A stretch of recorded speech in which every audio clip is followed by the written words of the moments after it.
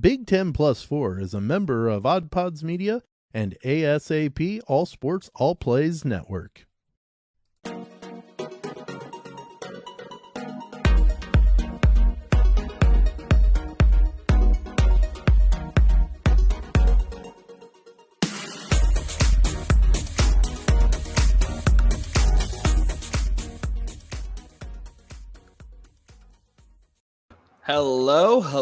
Hello, and welcome into Big 10 Plus 4 college sports with a Midwest perspective, where we consider ourselves blue collar and blue blood. I'm Dalton Shetler, Tony Hollinsworth, Sam Sprunger with you for another weekly edition of Big 10 Plus 4. Folks, a lot of football to get to. We're kind of at the halfway point for the most part for all these Big 10 teams. The West is still a mess, but boy, is it interesting. It's one of those things that you just can't pull away from. Ohio State, it looks like, might just be on a clear path to the East title. We'll see if Michigan has anything to say about it, or if these two believe that Michigan really can contest with Ohio State as we move forward in the season. But anyways, before we start things off, anything else jump to you two than those storylines right now as we watch Big Ten football unfold?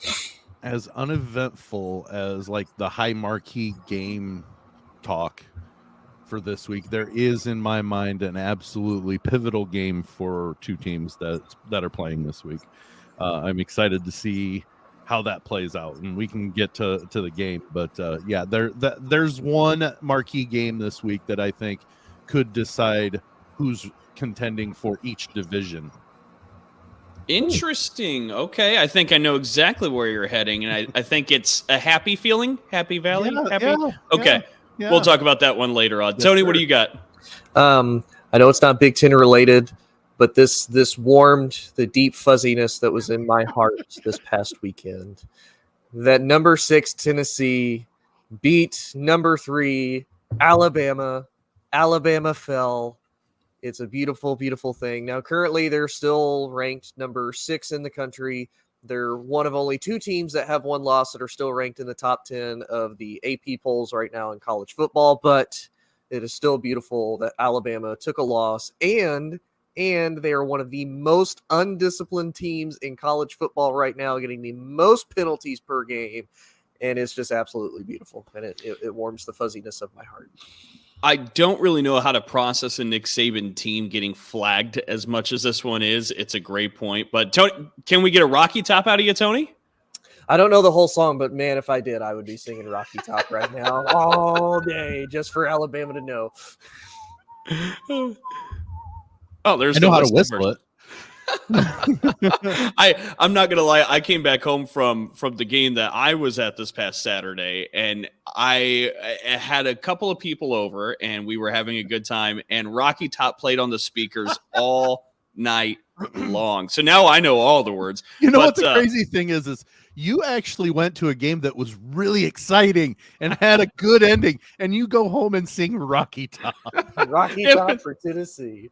I was just watching just the party that it was there in Knoxville, and it was so hard not to feel like enamored by it all. But we'll talk about headline. My headline does address that game as well. Oh, okay. I know it's not possible, but do you think if we could ever get those goalposts for Big Ten, that's really going to be what like sets us apart from everybody else, is that we have Tennessee's goalpost from their win against Bama? I want to make that happen. We should have been swimming in the river trying to fish those out. I should have been in Knoxville wearing my scuba suit.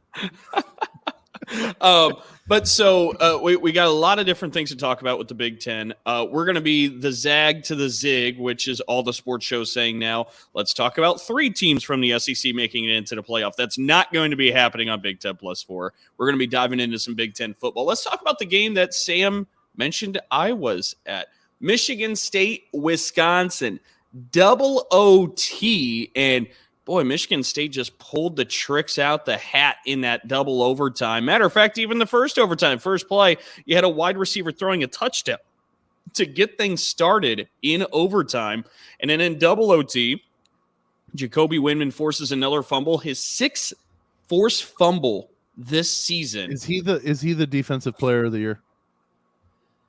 Boy, Look, it's really hard because we're talking about somebody right now who has 3 Big Ten Defensive Player of the Week honors, He's one of just 6 Big Ten players to ever get that. Like, nobody else has done that.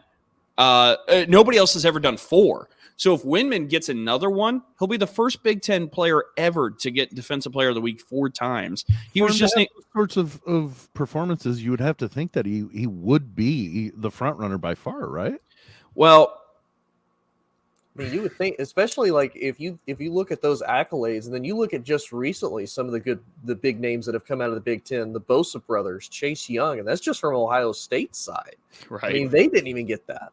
So it's like that's big accolades for him. Or did he get a couple of them that are kind of, look who they were playing, and he stacked some numbers? Well, that's the thing, is he had so many forced fumbles, and he got so many of those honors in the first couple weeks when MSU was rolling, and they knock off Western, and they shut out Akron 52-zip, and we had a different idea of what Michigan State was as a team at that time. Mm-hmm. And then you go the next 4 weeks, and we didn't hear Jacoby Windmon's name very often. And the dude's getting a lot of attention from opposing offenses. Like, people are paying attention to him.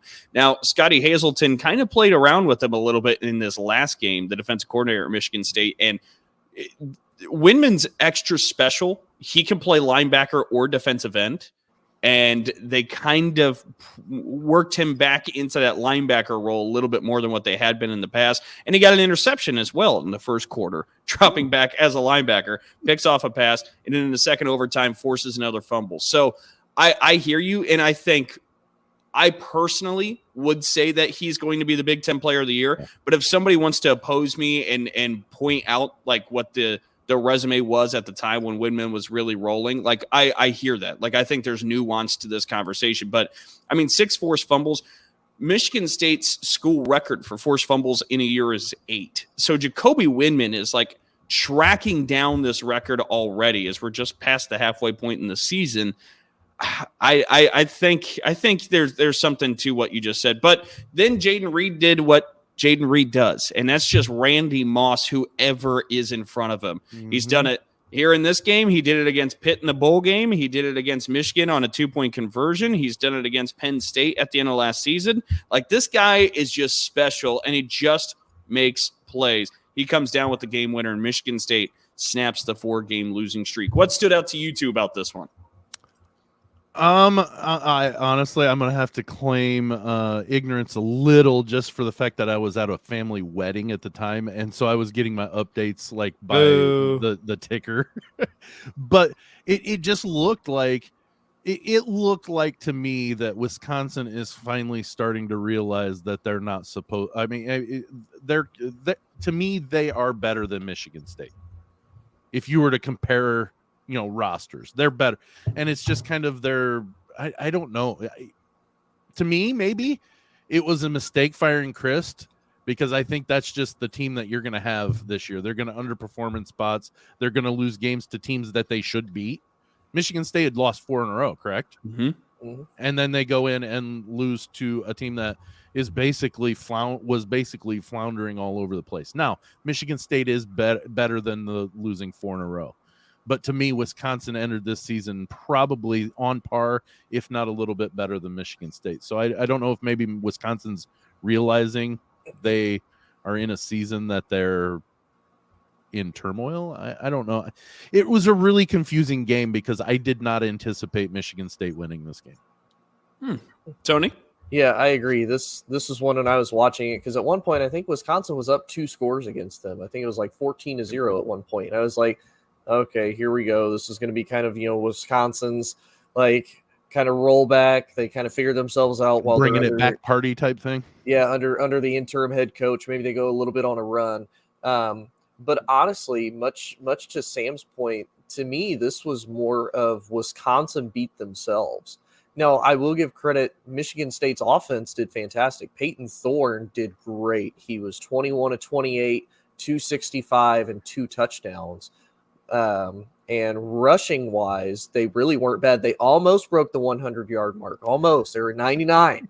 And Wisconsin ran for 152. What really surprises me is the penalties. Michigan State had 9 penalties for 103 yards to Wisconsin's 8 for 72 yards. So really, this was just a matter of Michigan State was, slightly more, undisciplined, but for bigger penalties, and Wisconsin still wasn't able to finish it. So yeah, I mean, looking at the overall roster of what they got, it's like, man, that should have been better than what it was, and to basically collapse from a 14-0 lead, it's like that doesn't exactly bode well for you in the future, because it's like you had the game for a minute. Now again, there's still more football to be played, so we've seen crazy comebacks from everywhere, but it's like, that's not good when you're able to solidify that, and then you're just like, we don't have to worry about it. We're up 2 scores. They won't come back. We'll be fine. And then here you are. Let me say something too. I am elated that Michigan State won. It helps Purdue. So I'm very happy Michigan State won. Don't get me wrong. I just was surprised at it. I mean, I'm happy because I have bragging rights against my ex-wife, but and the Packers lost. I had double bragging rights this weekend. It was beautiful. There is nothing better. There's no better inside joke on Big Ten +4 than there's no better rivalry than what this is. Tony and the Wisconsin Badgers. Yeah, it's that is perfect. Me versus the world, baby. I got it. But Sam mentioned the West, and he mentioned Purdue. Purdue took care of business against the Huskers. 43-37. Purdue gets the win. And now Purdue shares atop the lead in the Big Ten West with Illinois, who we'll get to in a moment. But Purdue hanging on. And you look at the rest of the schedule, things look good for the black and gold. Champaign is the only. Hey, you know what? Let's go play Illinois and pop the champagne in Champaign. That's what we need to do. I'm totally making a dad joke there on that one, but yeah, I think that's the championship game coming up. Like the way things are kind of playing out, that's the West Division championship game. I mean, don't get me wrong, there are things that could happen, but I believe it's 3 weeks. In 3 weeks, like the first week in November, maybe that they play. I think so. Hang on. And I think if things play out the way they have up to this point, Purdue and Illinois and Champaign is probably gonna be one of those. I've talked about going to see Ohio State and Purdue play Drew Brees' senior year, and Purdue beat Ohio State in the next to last game of the season, and it essentially cinched the Rose Bowl. They had to go play IU the next week. But it was kind of one of those that it was it's going to happen. There's still some like multiple games after the Purdue Illinois game, but I think that could be the decision maker on who goes to Indy from the West. Just like we all had it chalked up. That's before right. The season. Purdue and Illinois for that the Purdue West. Purdue Illinois game is pivotal. Tony, what do you got? I would say my biggest thing is that Purdue overall, whole-handedly won this game. And if you look at the score, it really doesn't show that. But I want to point out one thing. There was really only one man that beat the Purdue Boilermakers that night, and that was Trey Palmer. 7 receptions, 237 yards, and 2 touchdowns. The rest of the wide receiver core doesn't even touch that. They barely break 100 yards. I literally, I came back from that wedding I talked about, right? And I turned the game on and was watching it. And it was a long day. So I was in that mode where every once in a while you doze off for a real quick second and pop back up and awake, Purdue scored to make it a 10-point or an 11-point game. I dozed off at the kickoff and woke up to Nebraska scoring a touchdown on the next play. I'm like, are you kidding me? It's going to be like this. It seemed like every time Nebraska got the ball after Purdue had scored, they would hit for a 25-yard pass and just made you feel like, okay, they're not going to run away with this. You still felt sort of comfortable that they might, or that they were going to win, but it was one of those that Nebraska kept hanging around. Yeah. And no shot to Charlie Jones, because Charlie Jones is still their best receiver. He had 132 yards, 2 touchdowns. I will say, Sam, your Purdue Boilermakers made you proud. Did you see how much they rushed for? Yeah, that was gonna be my next point. Is Devin Mockabee he's the number 9 rusher in the Big Ten. That's a Purdue running back in the top 10 of running backs in the Big Ten. Well, it helps when you run for 178 yards. Yes, absolutely. Purdue ran for 217 total, on top of McConnell throwing for 391. So I don't know if that's a good thing for Purdue or a knock on Nebraska. I'm not sure. a little bit of both. We'll call it both. Well, I'm curious too. Purdue being the fan favorite team for Sam. What's this experience like? Because here you're Purdue and you're always the underdog and you're going for a division title, and the media and everybody else is clamoring around ILL because that's even a bigger underdog heading into the season than what you guys were. Like, you don't even get to be the real underdog in this West title race. I'm okay with it because that means when they throw up on themselves and give it up, then it's not as much of a, especially if it's they lose to Illinois and Illinois gets the West. You know what I mean? It makes it a little. And no, honestly, I've been through so many seasons that Purdue should have been decent, and it's like, ugh. Kyle Orton got Purdue to number 5 in the country, at one point, and they lost back. They shouldn't have lost to Wisconsin, but he tried to reach out for a first down and fumbled the ball. Wisconsin picked it up and took for a touchdown, and it beat Purdue. So that knocked them out of the top 5. And then the very next week they played Michigan, and Michigan beat them by like 7. And it was downhill from there. That was more disheartening than losing to Washington in the Rose Bowl, because it was like, look, we're doing well. We've got a good team, and they just threw up on themselves. And so when the spotlight's there, it just magnifies it. So I'm okay with Illinois being, Purdue be like, you should win, but we'll still all cheer if Illinois wins.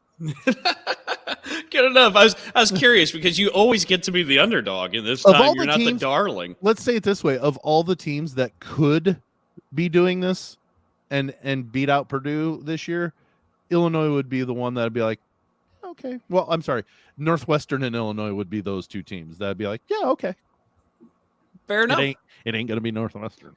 Right. Well, and real quick, let's go through the rest of Purdue's schedule. Yeah. So this weekend they're at Wisconsin, which we'll be talking about in just a little bit. After that, they host Iowa. Well, excuse me, they actually have a bye week in between. Yep. Yes. And then they host Iowa. Then they're at Illinois, that big time matchup we've been talking about. Then they host Northwestern, and then they're at Indiana. So those are the final 5 games. Indiana, Northwestern, Iowa, Wisconsin, and Illinois are those 5 opponents. And it's there for the taking for the Boilermakers. No, so I will say that this week could be a problem. They've got to go to Madison. Madison is hard to go to and play. Mm-hmm. But with the way Wisconsin's kind of waffling, I mean, they housed Northwestern, but I think pretty much most teams are going to at least handle with Northwestern. Let's say it that way. Maybe not house them like Wisconsin did, but then they go and play Michigan State and drop one to a team that's lost 4 in a row. I mean, mm-hmm. and that secondary at Michigan State is not a good secondary. So the fact that they couldn't just run roughshod through them, it's one of those that I don't know. This could be one of those that, well, Purdue could win by 21 or they could lose by 6. It just could happen. And while we're recapping here real quick, and before we get to that game and kind of really get into it, let's look at the other big West contender, Illinois, as we just were talking about a moment ago. They were 6.5-point dogs, I believe, at home against the PJ Fleck at the Rowing the Boat and the Golden Gophers. And Illinois comes out with a 26-14 win. Chase Brown does Chase Brown things again. 180 rushing yards in this one for the Illini. I know last week I had asked you both, and I said, is it time that we actually believe in Illinois? Do you think Illinois could actually win the division? And both of you were hesitant at the time and said, well, you know what? If they beat Minnesota, then I guess we have to take them for real. Stand by it now? Yeah, absolutely.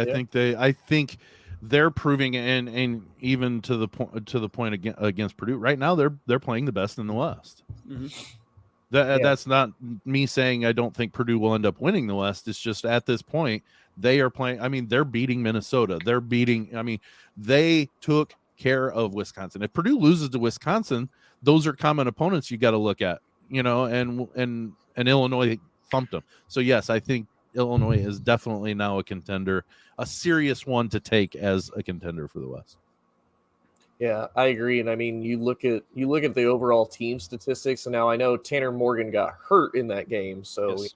kind of take that for what you will. And it was a little bit closer than probably what people expected with the fact that you had a backup quarterback playing for a majority of the game. Illinois had 472 total yards to Minnesota's 180, and they held the ball for over 40 minutes to Minnesota's almost 20. So I will have to give credits to Illinois. I refuse to give it to DeVito because you're not Tommy's son, but you're Danny's son. You are Tommy, but you're not Danny. But no, right now as it stands, I know Sam is a Boilermaker fan, but just from what we've seen so far at the halfway point, the West really is Illinois' to lose at this point, and the only competition I see them really having to go up against and take on right now with a struggle is going to be Purdue. So, does Illinois play Michigan yet? Later in the season, isn't it? Let me double check. If they've got Michigan, right there's where their biggest roadblock comes. Yes. They do have Michigan. They're at Michigan the second to last week of the season. I think that could be now. I'm not saying that Purdue loses that and still wins the West, but it still leaves the door open because that game against Michigan does count towards their overall standings. Yeah. Correct. And I was going to say, so maybe the best way to frame this as if Illinois does want to win the West and they want to make the Big Ten championship game, they have to beat Purdue. Yeah, Purdue can lose to Illinois. Purdue can lose to Illinois and still win it, but you don't want to, obviously. Right. But I think you're right. Illinois has to beat Purdue if they want to win the West. It should be interesting to watch how this all unfolds. Tony, Tommy DeVito, I think he's got 10 touchdown passes and 2 picks now. Like, at what point do we just give him at what point does Danny adopt him? And you're right. He's got 10 touchdowns, 2 interceptions. That. He's a senior. I mean, tell you what, if he wins the West, if he can win the West, Danny will adopt him. He will truly be a DeVito for the rest of his life. He's going to have to shave his head and do the crazy hair like Danny, though. Exactly. And I need him to grow out a little bit of facial hair or something. Like he's just not good. He's like the mailman's kid of DeVito's wife. He has the name, but he's not actually a DeVito. You know who he's married to, or at least was for a really long time, right? Who's that? Rhea Perlman. You know the Carla from Cheers? Oh no! Yeah. Yeah, Dalton. When we're done, just Google Cheers sitcom, and they'll show you the characters. And Rhea Perlman she played Carla. Okay. She was married or is married to Danny DeVito. Oh yeah. Tommy definitely gets all the looks from his mom. There's no Danny in there. There's no Danny in there. Well, I'm ready for the spin-off of It's Always Sunny in Champaign, so we'll see if that happens. See if he has NIL, potential, that would be a student in Champaign should do that. It's Always Sunny in Champaign and have him do some stuff that I think that would be hilarious. There's got to be somebody working on this. Look at that. We've just gifted the world the idea. I was going to say see what comes back. Yeah. We just want a little bit of residual royalties. We don't need it all.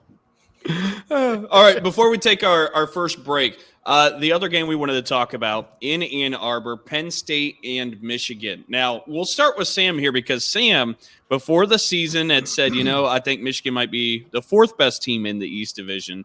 Said he liked Penn State a lot. He actually picked Penn State to beat Michigan in this game this week. I did. And I've continued to say that I don't think we really knew much about either of these teams entering this game. And I think this was our first sampling to learn something about these two teams. And I think we learned that Michigan is for real.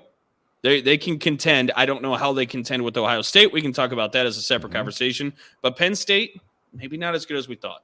And that's exactly what I was going to say is, this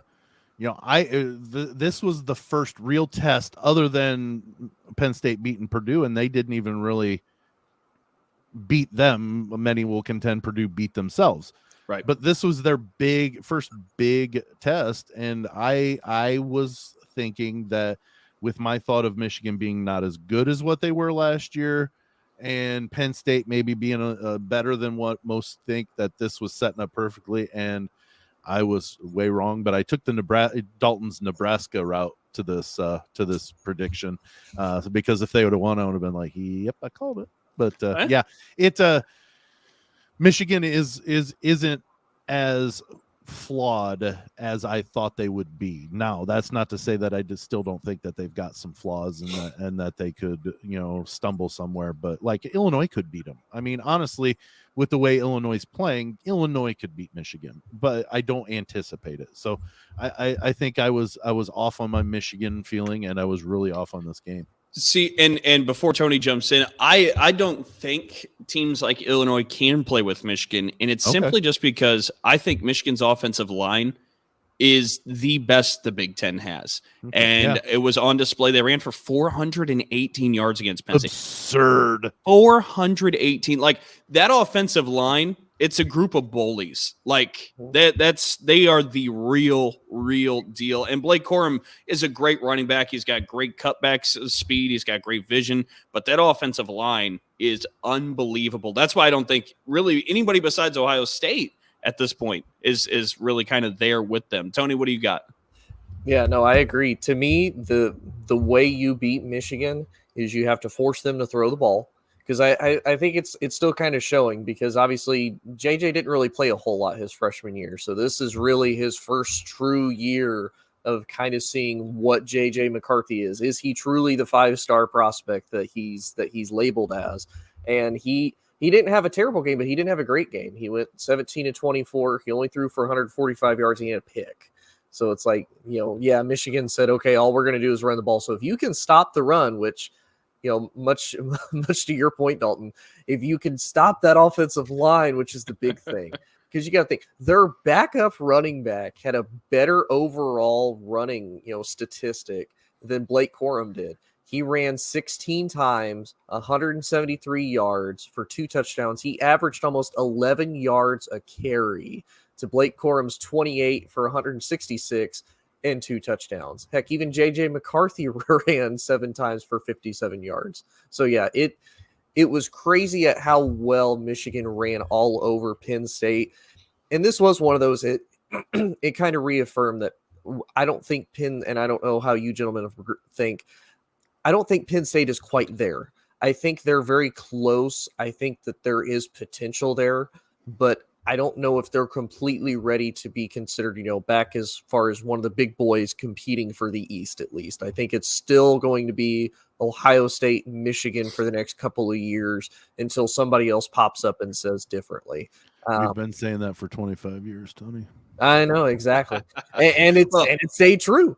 But the other thing, too, is the fact that Penn State is 0-10 under James Franklin against top 10 teams, even when Penn State was ranked like number 2. I think they have one win. I think they have one. One? Because, well, unless it's on the road is the qualifier, because they did beat Ohio State in 2016 and won the Big Ten title. So they got to have at least one there. But unless it's on the road, unless there's certain qualifiers on that stat. I think that is the qualification is okay. Against top 10 teams on the road. But is that also? But was Ohio State ranked that high at that? Were they number 2? I think they were number 2 that game. Yeah. Okay. Let me see.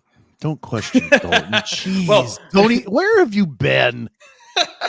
Well, as Tony looks it up, no, I know. I think much to his point, I think there's some hope for Penn State fans. I think there's a lot of confidence and faith in Drew Allar, the underclassman quarterback, as the program will start to become his in the next couple of years, maybe what he can bring. But I think it's also interesting what Tony points out, because Michigan's played 7 games so far this year, and we've seen flashes. Like, we understand what J.J. McCarthy can do in terms of what his skills are, but we haven't seen it really tested yet. So much to Tony's point, if you can stop the run and you're a good defense, can you handle J.J. McCarthy? Like, that's something we still don't know. Is there a good enough defense to stop the run game right now? All left, other than Ohio State, is there another defense left on their schedule that can stop their run game?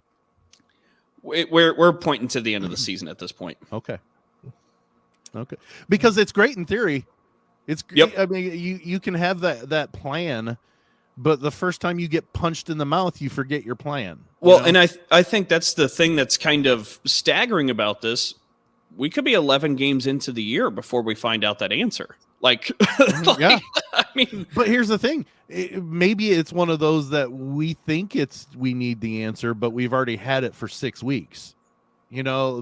And it's just, but maybe we have a repeat that Michigan does beat Ohio State. it's possible. They ran for 300 yards against the Buckeyes last year, but it is a different Ohio State. It's a much defense. different, and it's a different environment in which they're going to be playing in. Yep. So, all right, Tony. Here we go. So I did find it. You were right. They did beat Ohio State, and that was at home in Penn State. Here's a really crazy statistic I've found. In all, Penn State is 3-19 against top 5 teams since 1994. Which is right about when they joined the Big Ten Conference. Yeah. Overall, so even old. they're 17-54-1 all time when playing ranked teams in the top 5, and 15-49 in the regular season. I can remember when the Big Ten had 10 teams. When it was actually the Big Ten. Right. You didn't have to hide the 1 in the logo. It was just 10. Well, now we have equations like our podcast title, which has to be adapted as 2 more teams from the West Coast. Another couple years, we'll just need as needed. Come on. All right, let's hit the first quarter break. All right, here in the second quarter, we want to preview some of the games coming up. Obviously, we went a little heavy there in that first quarter, so we'll pick up the pace a little bit here in the second. And why don't we start off with what Sam had talked about maybe being the biggest game for these 2 teams moving forward in Happy Valley at night. It's Minnesota and Penn State. Hold on. I clicked on the wrong one. They were right next to each other. Sorry. Minnesota, Penn State. Now, as Tony brought up before, Tanner Morgan was hurt in that last game. Still not really sure what his status is for this one in Happy Valley, taking on Penn State. What do we make of this one, guys? This is the make or break for one of these two, or this is the breaking moment for one of these 2 teams. Mm-hmm. If Minnesota loses this game, that's 3 games in a row, and I'm going to write them off in the West. Mm-hmm. If Penn State loses this game, they play Ohio State their next game. That would be more than likely 3 losses in a row.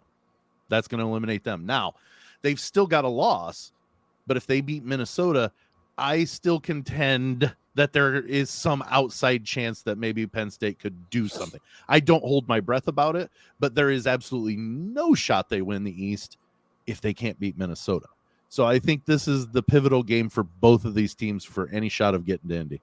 Yes. The only thing I'd poke into that is if Penn State beats Minnesota, to really contend, they would have to beat Ohio State the next week. That's what, and that's what I'm saying is they have 0 chance to contend if they lose to Minnesota, because that gives them another loss that they've got to make up to Ohio State. Agreed, but I think many people would say they have 0% chance to beat Ohio State at this point. I'm not saying that there is much. I mean, if there's any sort of chance, I'm not saying it's even over 1%. But like, if they lose this Saturday to Minnesota, it doesn't matter what they do against Ohio State. They're not winning the East.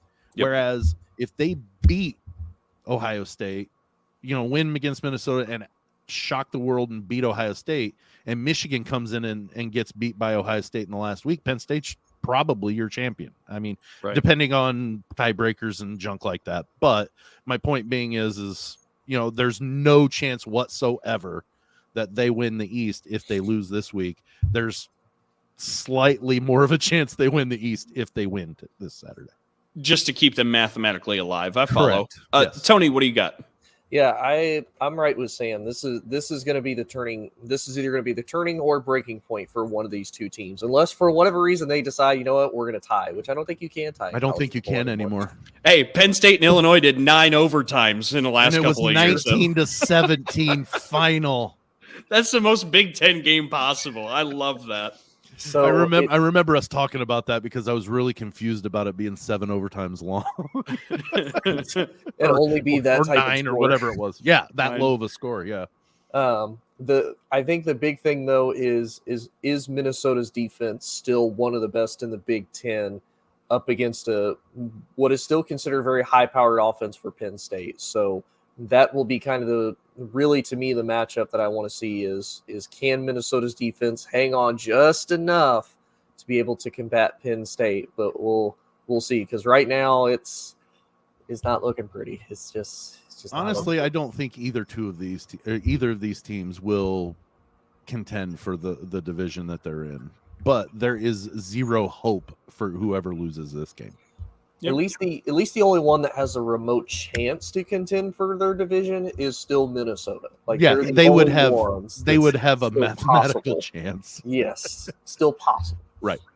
Yes, I could picture a West Division title at 6-3. Like somebody's winning that championship at 6-3. It's very possible. 7-2 could have a stranglehold on the West. Oh yeah, I think 7-2 is outright in the West at this point. Like I don't.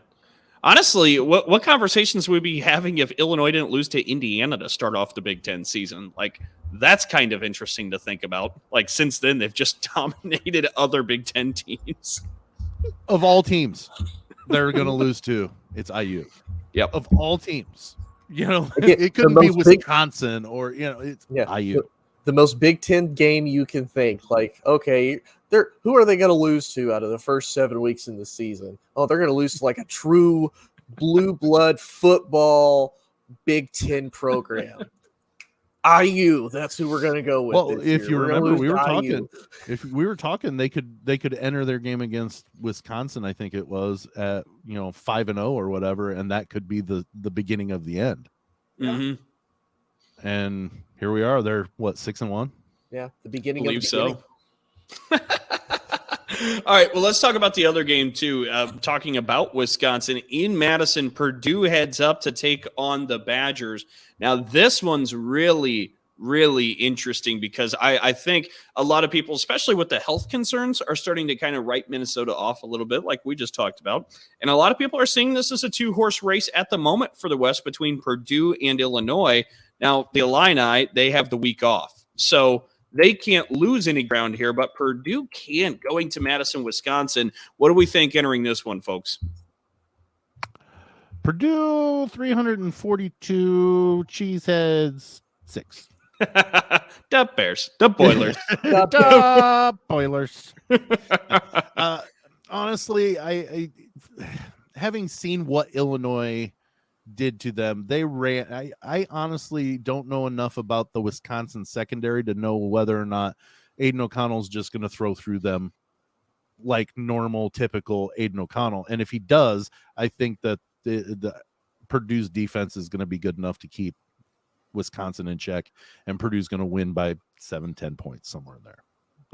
That's my feeling. But I honestly, they just kind of laid an egg against Michigan State, so it would be perfectly normal to see Wisconsin, go in and put 48 on the board. I mean, yeah. And you bring up Purdue's defense. I think it's important to mention here Wisconsin's strength on offense, running the ball with Braylon Allen.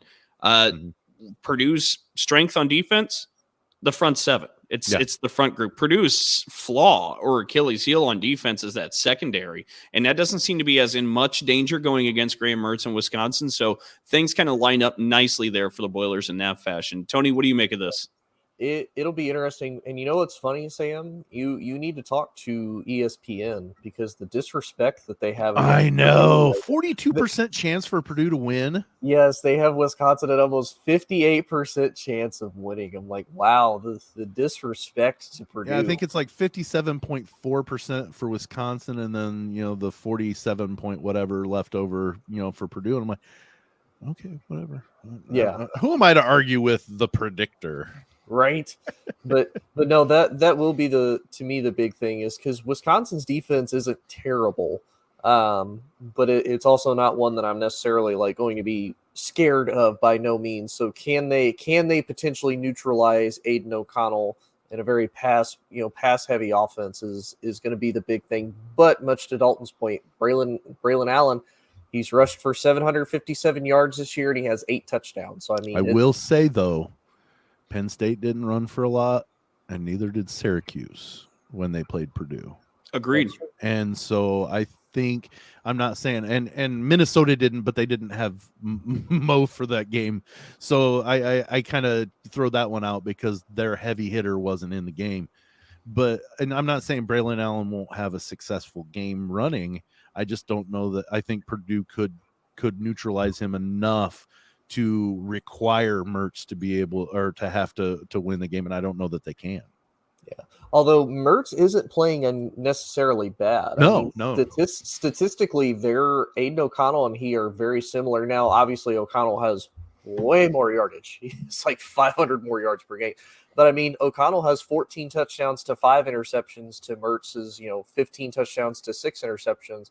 And Mertz only has 66 incompletions on this year. He's 106 of 167. So, I mean, he's very, he's very precise. He's very accurate in what he does. But again, can he do enough being the Badgers quarterback to get them the win, or at least get them in position to win? Because again, we even saw last week, they had the chance to win. It was right there. They just had to finish, and they couldn't do it. Now, I don't know how much that is Graham Mertz. I don't know how much of that is the interim coaching, the running, or the defense. But it's like, it's there, but can they make everything click together? Aiden O'Connell averages 325 yards a game flat, and Graham Mertz is at 203. So that tells you how where their reliance comes for each team. And yeah. So if Purdue can stifle the running game just even by percentage points, it could throw enough of a wrench into Wisconsin's offensive plans, I think. Wisconsin 2-point favorites entering this game. Just adding on to the disrespect. Yep. Hey, we can enter this game as the underdog. Yeah, there you go. If you had to make a prediction for this one, though, Sam, are you actually taking the Boilermakers here? Yeah, I think they've won 4 in a row, and they've looked pretty good doing it. Like they're not the top of the line opponents that they're beating, but they're while they're semi-close games, they're still winning those games, and they're not looking absolutely horrid doing it. So I think that the more, time heals everything, and so as you get further away from those eggs that they laid against Syracuse and Penn State, I think they're establishing themselves as the front runner in the West personally. And I think that Wisconsin, while they're could be dangerous, I don't think I take Purdue. Tony, I'd be honest too if I didn't think so. I'm going to say the Boilermakers 42-10. But it's because you hate Wisconsin. It's true. It's 100% true. I'm not even going to deny that.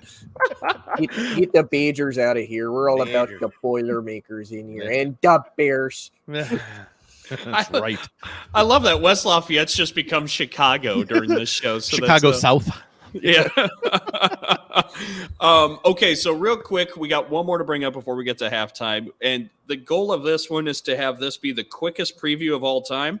Iowa and Ohio State in Columbus. Ohio State. Yeah. Tony? Although, you know what? I'm going to give Iowa a chance. They have it. Ohio State has a chance of what? Scoring? Ohio State has not beat Iowa since 2013. There's a chance. It's been almost 10 years. Chance. Well, and that's part of this too, right? So in 2017, Ohio State went to Iowa, and Iowa poured it on them, 55-24. Ohio State hasn't forgotten this one. And Ohio State's at home. They don't even have to put air in the tires. Like, you can't even bank on travel issues. On flats, Dalton, and still win by 40. Yeah. I'm going to say 70-0 Ohio State. Honestly, like there's no chance. Honestly, I think the biggest debate for me would be, is Iowa going to score on offense? Ooh, one CJ Stroud pick and see if they can get like in the red zone from it. Maybe, but let's think about that. He's thrown 3 picks all year, or 4 picks. It was 3 because it was 8-1 on his 24-3. Yeah, it's not like, I mean, don't get me wrong, Iowa can. They've got a really, really good defense, but goodness, I just don't know. I don't think Iowa scores on offense. They have a 4.5% chance, okay? Of scoring on offense or winning? So what we're winning. So what we're saying is there's hope. Okay, wow. There's hope. There's a chance. So you're I saying think a blind there's a squirrel chance. finds more nuts than Iowa's chances of scoring or of winning. I mean, all right. As we said, that we I tell imagine you that what, would be a pretty quick. I tell you preview, what, but- Iowa wins that game. They need to fire Ryan Day right away. You're done. You're not that If we're gonna you're go not with that guy, outrageous pal. You're not claims of that guy. 4% chance to win, let's go that way. If that 4% chance comes through, Ryan Day should be fired on the spot. It's like what Wisconsin did when Brett Bielema rolled into town and just beat the hell out of the Badgers. You know what, Paul? You gotta go, man. Paul, we can't- love you, but you know what? Get out. Paul, you're not that guy, Paul. You're not that guy. And what is it? Gene Smith? Is that the AD? AD. He should be waiting at midfield for the coach's handshake if Iowa wins that game. So you got it being quicker even than when the officials at Arizona State met with Herm Edwards. Yes. Coming to Yeah, that's how ridiculous I see 4% chance for Iowa winning this game is. We've spent way more time on this than I figured we would ever would. Is because of that 4% chance. that was our hang up. I'm sorry. If you want to give them a chance, okay, because nothing is set in stone, make it 99.7% chance that Ohio State wins and give them a 0.3% chance. Don't give them 4%. I'm sorry. No. There are not enough things that could go wrong in that game for Ohio State, in my mind, that would allow Iowa to score enough points to win that game. I got nothing to add on to that. I mean, that's a period in itself. All right, let's hit the halftime break. It's a quick one. You are listening to Big 10 Plus 4, hosted on Anchor and StreamYard. Hey, I'm Pantsless Aaron. This is Stevie. And I'm Augie. And we are BFYTW, a podcast all about playing games and having fun. Our games are usually based on British panel shows and game shows, but we'll play anything that captures our attention and imagination. Why? It's right there in the title. You'll never guess what the F stands for. And Time to start. that Go ahead. that promo actually with Odd Pods, and since we're part of Odd Pods, there's a rumor that there could be an 80s and 90s trivia mashup of all the Odd Pods. I'm guessing Dalton's not going to be in attendance for that one. It'd be so bad. You could MC it. There you go. That would work. Oh, shoot. So what we wanted to do here in the third quarter, the AP Top 25 polls are out for men's and women's basketball. I have the men's one pulled up here in front of me. That's what I was kind of scrambling to try and find. But the top Big Ten team with the men's Top 25 poll is Indiana at number 13. For the rest of the Big Ten teams, you have Michigan at number 22, Illinois 23, and that's it for the Big Ten Conference. Three Ken teams. Palm has a better Yeah, with his stats. But three teams make the AP Top 25 poll. How do we feel about that? Do we feel like they got this wrong? They got this right? How do we feel? Honestly, I don't think they're wrong with it.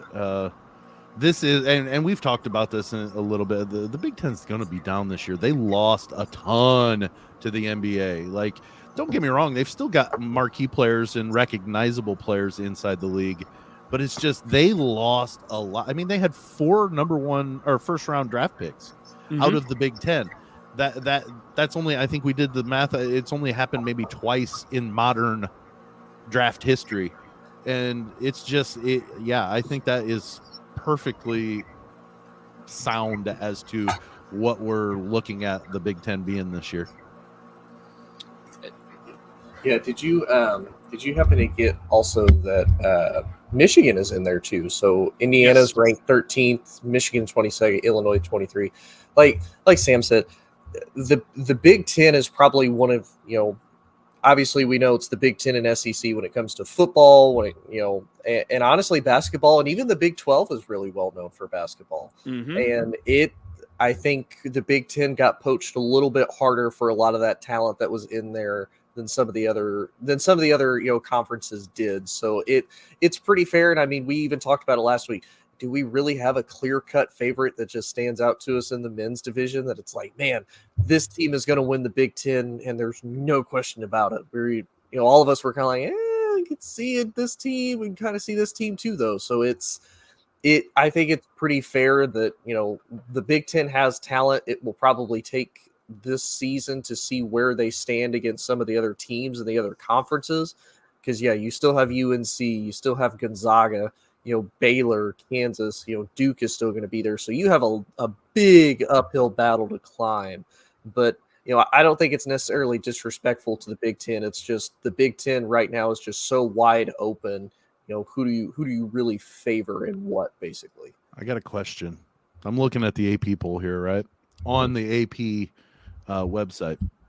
And it's saying Houston is number 3 in this poll. They're up 12 spots. How? How have they jumped 12 spots? Oh, I see what you're saying. Must It's be not from like- how did they last year practice finished? really well? That's a good question. It's got to be from how they finished last year, right? Or no? Well, it's saying this was released October 17th. They are up 12 spots from where they were.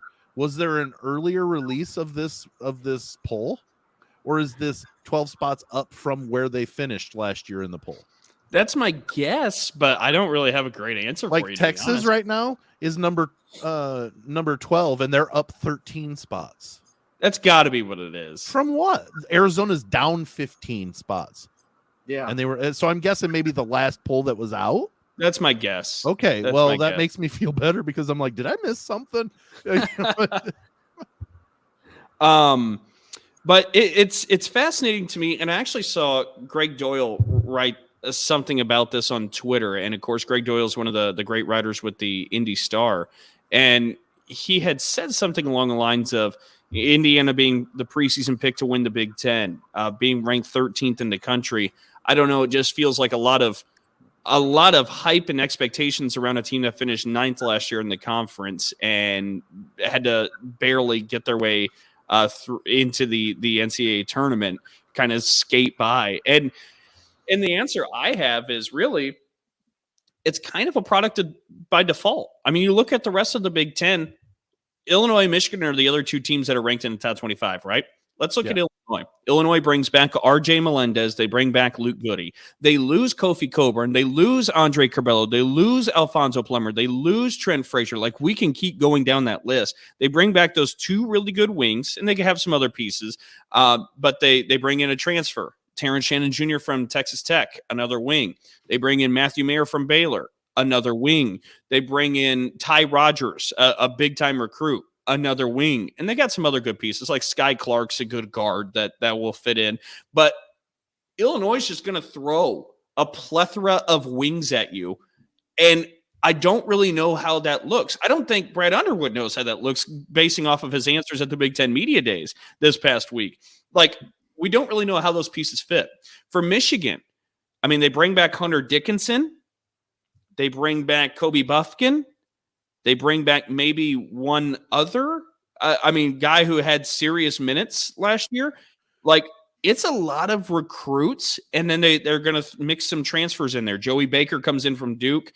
They get another point guard, Jalen, who comes in from Princeton, and they're trying to make the point guard out of the transfer portal system work.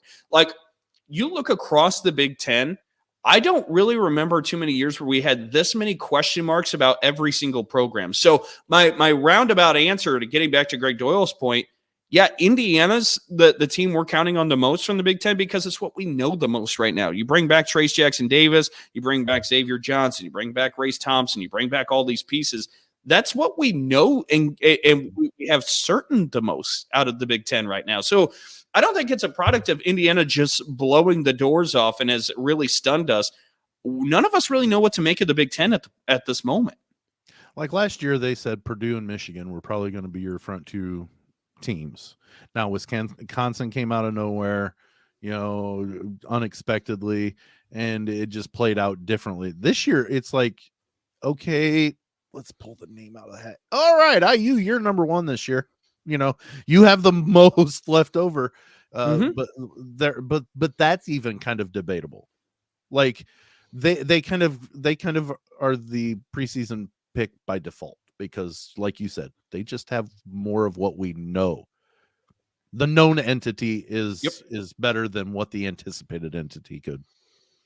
Yeah, no, and I think that's fair. Like, I don't necessarily think you should look at Indiana with that number 13 ranking and be like, wow, Indiana should be amazing this year. Like, look how people are pointing at them. I think it's really just people like, we know what some of those guys are capable of. We know what they can do, and we don't really know what a lot of the other teams. Like, you look at the top 25, and a lot of them make sense, right? Because like Kentucky's up there in the top 4. They bring back Oscar Sheboy. Yeah, that makes sense. Gonzaga's back.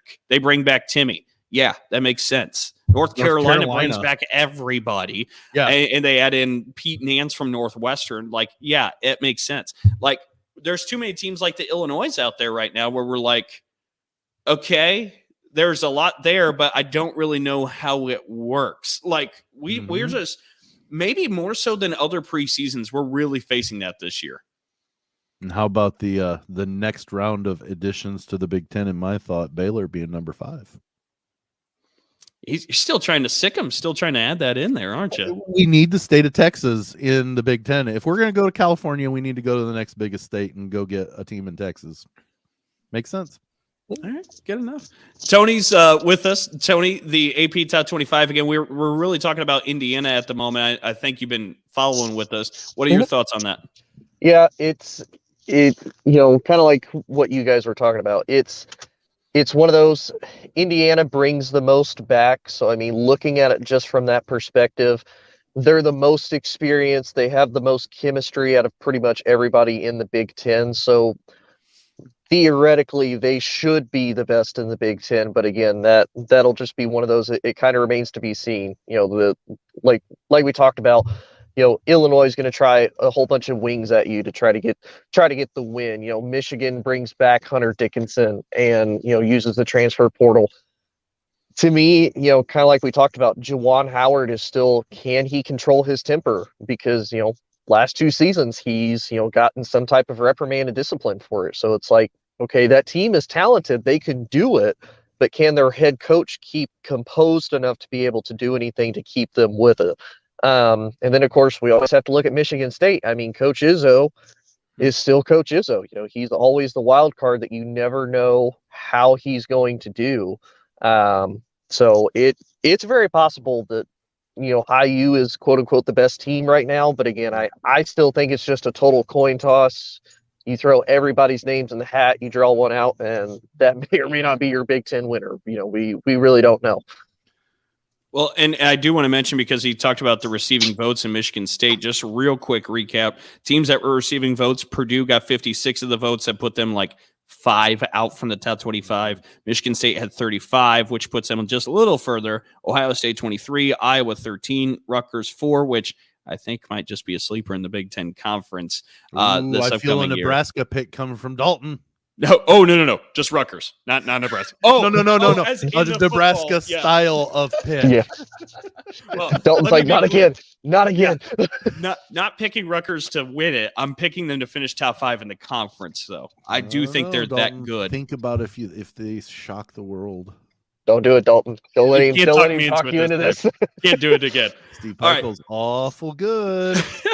All right, real quick, let's flip over to the women's side, because the top 25 poll has been released on the women's side as well. Number 4, Iowa. Number 11, Indiana. Number 14, Ohio State. Number 17, Maryland. Number 22, Nebraska. Number 25, Michigan. So a little unlike the men's side, a lot of representation here. 6 teams in the top 25. Except for, you look at receiving votes, not one Big Ten team in the receiving votes. Correct. So like it's those teams that are ranked, and then it's a drop off to the rest of it, because there's not any, at least at this point, any team that's been, picking it up and getting into, So Iowa, I'm excited to see them play, because, when you've got programs that keep their starting five intact for so long, you've got that cohesiveness. You've got that they know what each other is going to do. Plus, you have probably one of, I don't know where she ranks as overall nationwide, but the best player in the Big Ten also in that starting five. So that helps immensely. Well, look, I mean, if we're talking about Caitlin Clark here, we're talking about somebody who last year led the country in scoring and led the country in assists. That's amazing. Never been done before by a women's basketball player at the D1 level. Like what Caitlin Clark is it's simply unbelievable. And then the last 2 years, their starting center, Monica Sinano, has led the country in field goal percentage. So that point guard center combo filled out with the rest of what the Hawkeyes have, it's a tough thing to beat. And it's going to be a lot of fun to watch this year. Indiana really getting a lot of love, a lot of hype. They bring back some big-time players from last year. I know we're kind of against it here, but Maryland kind of turning over the roster. They lose Angel Reese, but they bring back Diamond Miller. It's going to be something to watch what Brenda Fries is able to do with that group. Nebraska brings back a couple of big-time players, all Big Ten players from last year. And Michigan, how did they do after losing Naz Hillman, who's actually now on the Big Ten Network and I think she was the leading rebounder and something else with points. I can't remember the club that she created. She's the only member a part of in the Michigan women's basketball history. Like, she's that good. But they bring back in the day, Brown. The 40-40 club, the 40 stolen bases, 40 home runs. There was only like 2 people in it. She has her own club. She has her own club. Like, she was that good at Michigan. But they bring back Leah Brown, who was scoring in bunches last year. So there's a lot to talk about. And again, we'll be talking about that a little bit closer as we get, or a little bit more as we get closer and closer to tipping off the season. Yeah, absolutely. I'm excited to see how this season plays out. Yeah, especially considering UConn is only 6. Now, they did lose Paige Buchers to an ACL injury, unfortunately. So I think that kind of hurt them a little bit. I think what really surprised me is, so obviously I know South Carolina was great last year. They're ranked number 1 in the poll. Texas is 3. I can't remember who 2 is, but then Iowa is 4. So I'm like, man, Stanford. That's right, Stanford. And I know Stanford is good, but I'm like, man, yeah, they really think Texas is better than Iowa? Like, how good Iowa has been last year? And they're like, yep, Texas is 3. I'm like, wait a minute. Wait a minute. Close vote, though. It's only 7 points. Okay. Separating the two, So people are still just trying to figure it all out. But I think it's much like the men's side. There are a few that they have a pretty strong feeling of they're going to be good. Just what order do we put them in? I mean, South Carolina, I'm not surprised they're number 1. No. But like the rest of them, you kind of just go of those contenders and put them in an order almost because, like 6 is Connecticut and they're only like 15 points behind Tennessee. It's very negotiable of where they came out to be. So I'm excited, more excited this year because we're going to start covering the Big Ten on the women's side about the women's season. And I'm happy that we're broadening our horizons in that aspect too. Yeah. It's going to be a lot of fun this year. So we'll again, make sure you stay with us because we'll have a lot of coverage of that as we move forward. But we need to move to the fourth quarter. Time for our headlines. And as always, we start off with Tony and the Tony Tribune. Whoop, whoop. So the probably the thing that, kind of, surprised me a little bit / made, at least for me as a Big Ten fan, I'm not necessarily a fan of this team, but we've talked about this team a lot on the show so far throughout the season, how they're like right there. They have incredible talent on their team, but it just seems like they can't put it all together. And unfortunately, they have to face some pretty big powerhouse teams in the division that they're in. And that's Maryland and Tulia Tungavailoa. Come to find out, he did kind of re-aggravate that sprained MCL, but it's nothing worse than what they thought. Luckily, he did have a knee brace on when he played that game. So that did help alleviate any potential, re-injuring of that knee any worse than what it is. So he is expected to still be able to play this season. So he's not lost. So good news that there is still a chance he could come back for the Terps, and that that he is taking care of himself a lot better, and especially now that there's a lot more, I think, awareness and a lot more focus on making sure that the athlete's health is taken care of first and foremost, and that they actually are ready to play for whenever they're scheduled to actually play again.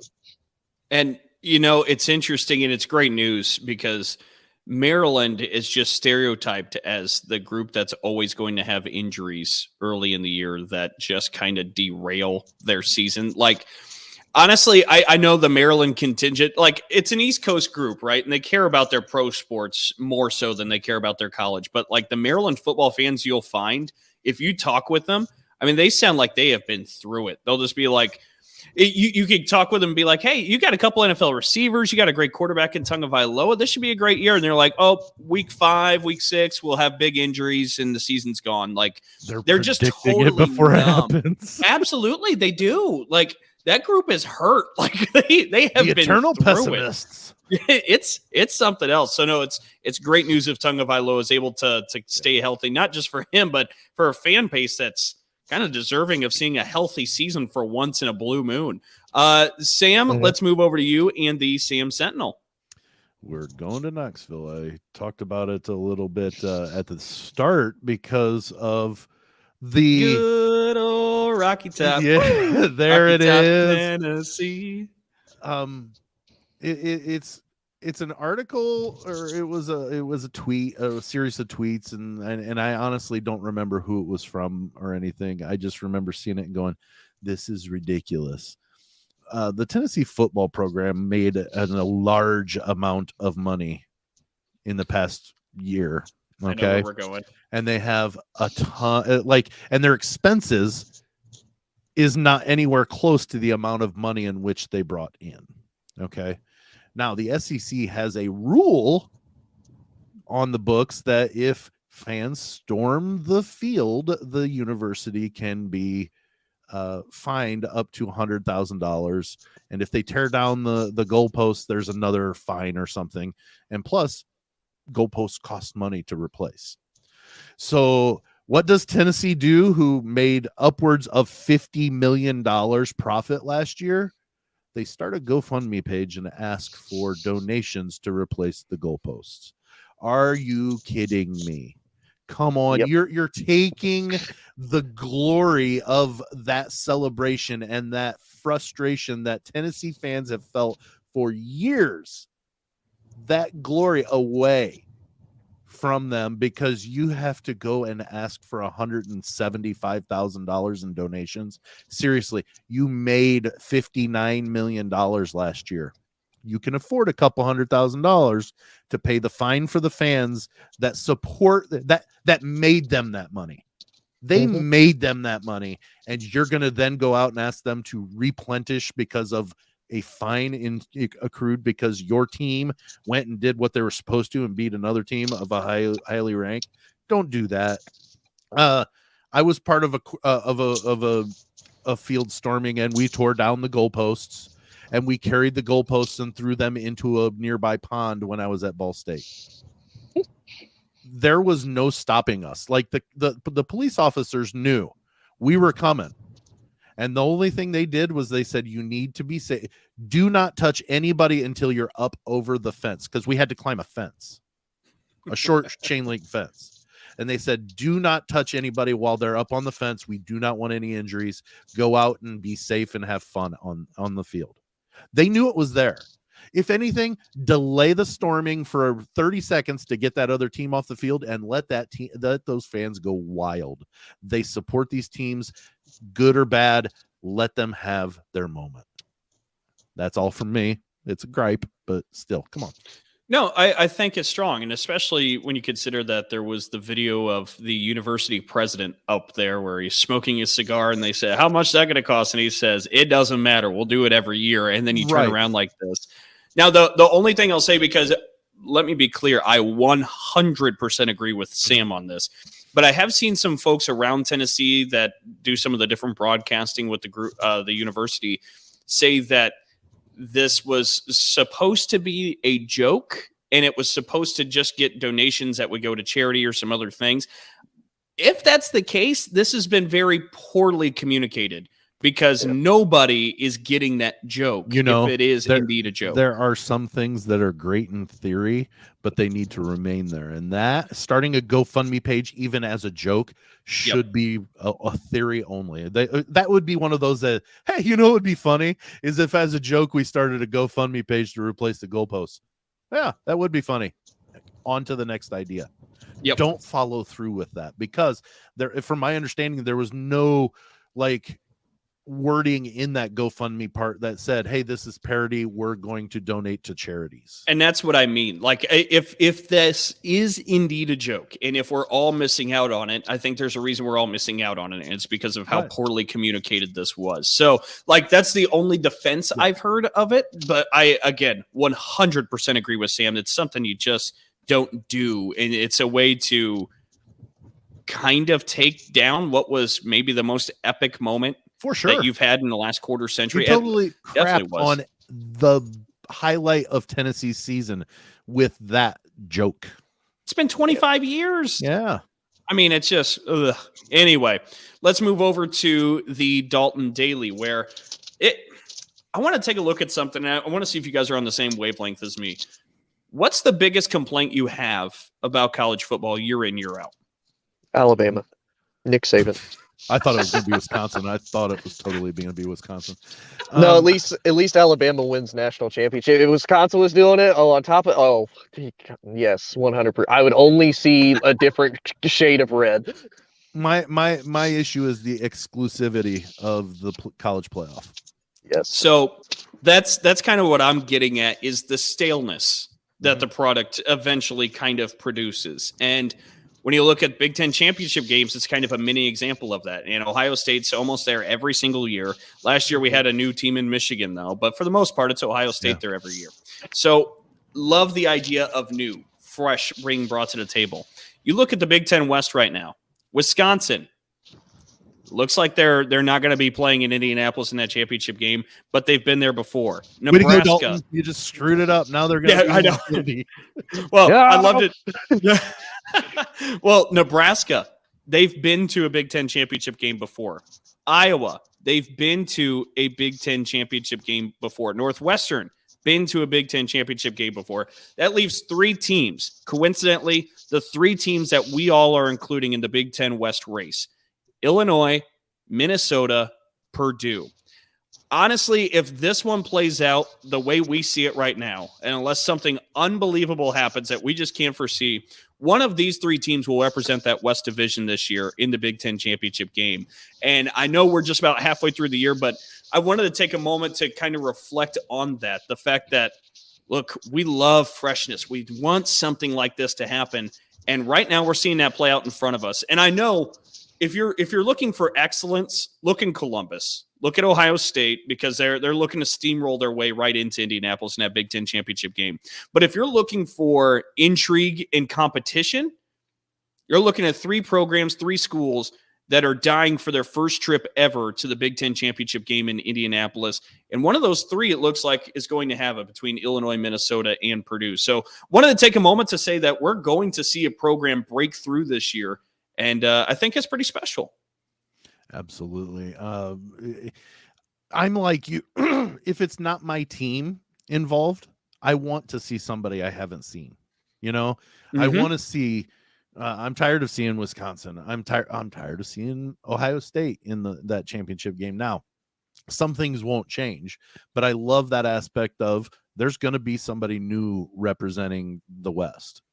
Well, like you said, barring some ridiculous horrible miracle, it's going to happen, and it excites me. Even if it's not Purdue, I will feel a little bit better about it because it's not one of those traditional ones that's always there. So I think it's pretty special. But okay, we have about 30 seconds here. Listeners, buckle with us. On the way out, Sam, Tony, hit us with where you can find us. Okay, so you can hit us up at Big Ten Plus 4, spell out the plus, app on TikTok, Instagram, Twitter. You want to find us on Facebook, just type in Big Ten Plus 4. It doesn't matter if you spell it out or not. oddpodsmedia.com to find us audio-wise, ASAP Network to find us weekly on streaming. We're going to be expanding out here shortly to maybe 2 days a week. Okay, a lot of we exciting go. things happening here with Big 10 plus 4. Yeah, you beat it in time, so nice work there. I tried. Of course, that's the voice of Sam Sprunger, Tony Hollinsworth over there as well. I'm Dalton Shetler. We want to thank you all so much for tuning in and joining us for another week of Big 10 plus 4. Can't wait to talk to you next week. So long. See ya.